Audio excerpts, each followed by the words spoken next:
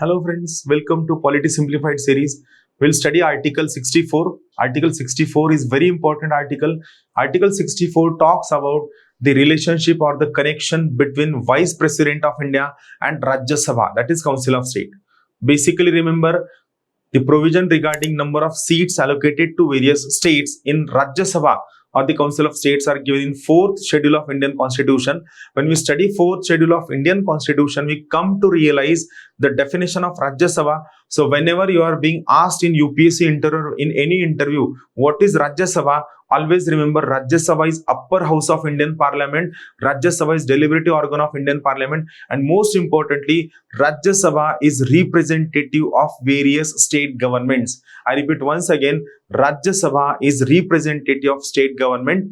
And Article 64 is the most important article related with the Rajya Sabha and Vice President. So what Article 64 says? Article 64 talks one a very important point. It says that anyone who becomes Vice President of India, anyone who becomes Vice President of India to be ex officio chairman of the Council of State. So any person who becomes Vice President of India, he or she automatically becomes the chairman of Rajya Sabha.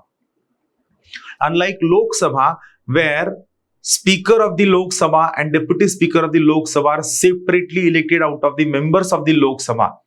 But here in case of India, Chairman of Rajya Sabha is never elected separately. Anyone who becomes Vice President of India becomes the Chairman of Rajya Sabha. How it is given? We'll try to understand in very simple language. It is Article 64. See what it says. Article 64 says, the Vice President shall be ex officio chairman of Council of State and shall not hold any other office of the profit. So it talks about Vice President who will be chairman of Rajya Sabha, and most importantly, Vice President will not hold any other office of profit.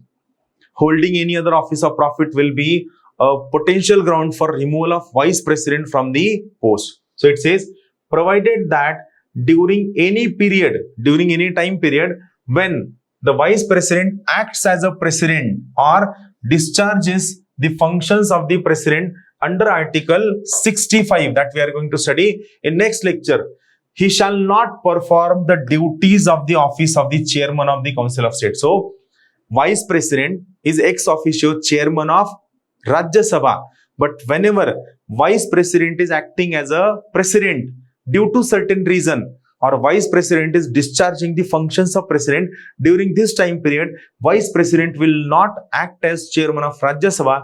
During this time period, Vice President will completely act as a President of India only.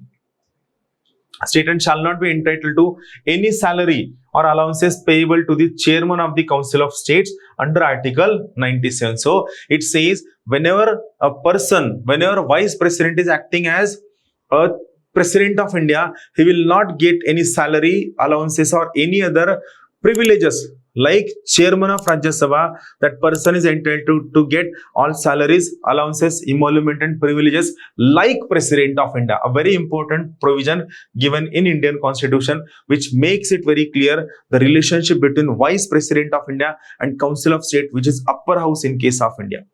Thank you.